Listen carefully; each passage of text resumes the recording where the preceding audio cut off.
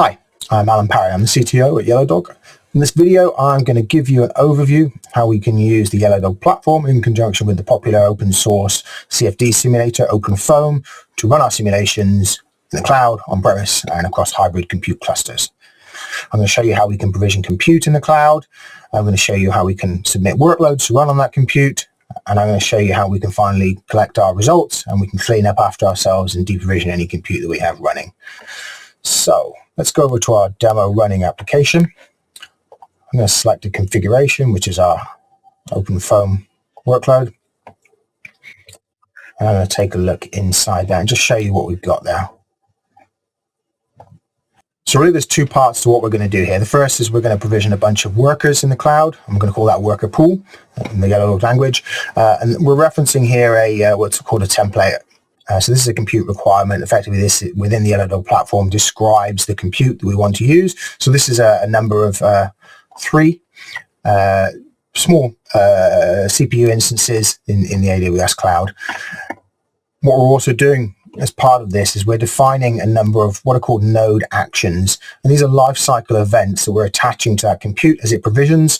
What we're saying with these specific actions is that when all that startup's completed and we've added all of those nodes, we want to run these different actions depending on the role or the type of the node that we've provisioned. So you see we've got a type of MPI controller. So what we're doing here is we're provisioning an MPI cluster in the cloud, and we're saying on the controller node type, we want to effectively configure an NFS server. If you just take a look down the bottom here, you'll see that actually we're defining two different node types. We're defining the controller type, and we're saying we want one of those, and we're defining the workers, and we're saying that we want a minimum of two of those. And given that we have three, that will cover all of the nodes that we're provisioning. So in addition to that NFS server, what we're also saying is we want to configure the workers to be clients of that as well. And we're going to do this just so we can share the workload, share the input data, and any configuration for the MPI cluster across all of those nodes. And you see here, we're writing out some configuration that effectively defines all of the node types within that cluster. So that's the provisioning of the worker pool. If we take a look at the work requirement itself, you'll see that what we have here is a definition that effectively describes a pipeline of tasks. So we have within this work requirement 6 different stages. The initial one is what we're calling preparation. So effectively that's configuring the cluster, that's getting the test case ready, it's preparing it, it's ensuring that all of the nodes are able to talk to each other. Then we have the second stage, which is to effectively run the simulation. And we have subsequent stages that process the output, collect the results, and finally do some cleanup on the nodes. So what I'm going to do now is head back to the demo application, and we are first of all going to submit the work requirement to the YellowDog platform. You'll see that's generating the task groups that we just showed you a second ago, and it's creating a work requirement. And then finally, what it's doing is it's uploading all of the various scripts and the test case data that are required to run this workload. So now that's complete nearly. There it is. I'm going to go over to the portal itself. So you'll see here within the work section that we've got a new work requirement. If we take a look here, you'll see we've got the structure that we just defined previously in the configuration file.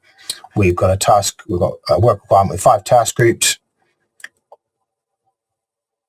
1 task in each, so that's a total of 5 tasks. And you'll see here they are: the prepare, run, process, collect, and clean up. And you'll see that the first task group there is in a starved state, and that's because we haven't actually provisioned any compute yet for this work requirement to run on. So it's just going to sit there ready for work until it finds some compute that's available for it. So let's go back to the demo application, and we are going to create a new cloud worker pool. Now, for the purposes of this demo, we're provisioning in the cloud, but this could equally be on-premise compute, or it could be a combination of both. Now, given that this is an MPI workload, we really need that compute to be co-located to support efficient message passing. So within the work requirement, we've actually got within the compute requirement, we've got a requirement that they are co-located. So that's done. If we head back and look at the platform, Take a look at the compute section. You'll see there's now a new compute requirement in the running state with a target of 3 instances as we described. And as those provision, they're going to get assigned the roles of controller and 2 of them as workers we talked about. So we're only using fairly small instances for the purpose of a demo, so the T3A smalls, and these are located in EU West 2. So this will take a few minutes to provision. If we take a look over whilst it's doing that at the worker section, what you'll see, these are the workers that we showed described in the configuration earlier. So you'll see we've got 3 startup nodes added, and we have got one of those node types is a controller and 2 of them are workers. So these aren't yet available because the instances are still in the process of provisioning and booting the operating system. Whilst it's doing that, I'll just highlight that what we've got here actually is we're using a custom image for this workload. Now, the reason we've done that is that we've pre-prepared that. We've installed the YellowDog agent on it, and we have, critically, we've installed OpenFOAM on it as well. And the reason we did that is really just to speed up the demo. So OpenFOAM takes a few minutes to install, and we want to move things along as quick as possible. So if we take a look down, you'll see that this is a EUS2 image, and it supports any instance type. You can also see the AMI reference there. So we're going to go back to the workers section, take a look at that worker pool that we created. If you take a look down the bottom, you'll see that we've got these 3 workers now ready. One of them is now in a waiting state. And the reason these 2 here are empty is because they are the workers, so they're not actually going to accept work. All the work gets allocated to the controller node, and we'll let MPI do all the hard work underneath that. And now if we take a look back at the work, we should see that the workers have finished provisioning, and the first task in the pipeline is now in a running state. Let's make that a bit bigger. We can dig into that. If you take a look down here, you'll see that actually what it's doing is it's downloading. So this is going to take about 15 minutes to complete on this instance type in AWS. So whilst it's doing that, I'm going to get a cup of tea and come back in a minute.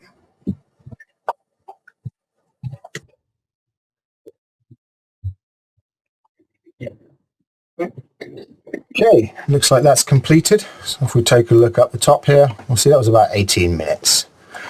So what I'm going to do is take a look in here at the collect phase. If we go down to the task within that task group, you'll see we've got a link here directly to the YellowDog object store. We can take a look in there and see the collection results. And you'll see what we've got here is a TARS gzipped result from the case. And we've also got this task output as well. So it's worth seeing that what you've got here is effectively the log output from the MPI job. And that is obviously useful in case you have any issues to debug with. So let's go back to the worker pool.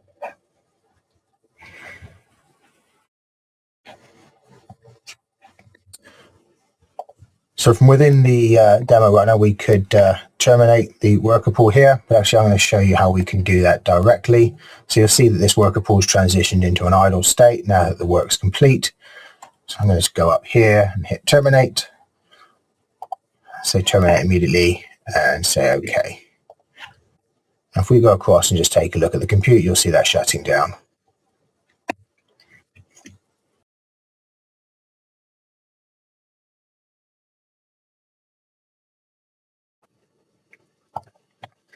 It's worth noting whilst we're in here, this is a waterfall compute requirement. So what that means is we're going to try and get our instances from 3 different sources of compute, and really those just represent the 3 different availability domains within AWS EUS 2. If you take a look down here, you can see some of the properties of the compute requirement as well. So the source that we're provisioning from. Given that these are just T3A small instances, we don't have support for EFA, but if we did provision from a different source, we could have that, and we could turn that on as an option as well if we needed the fast networking for MPI.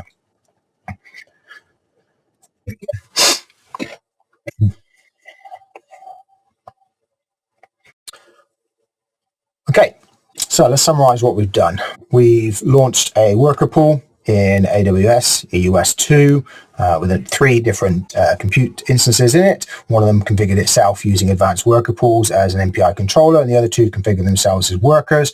We've submitted an OpenFOAM test case onto that, which has downloaded the test case, run the simulation, collected the results, and pulled them back to our local machine. And finally, we've terminated the compute. Well, okay.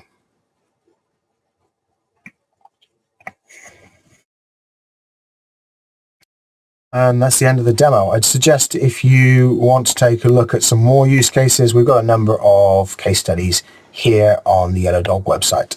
Apart from that, thanks for watching.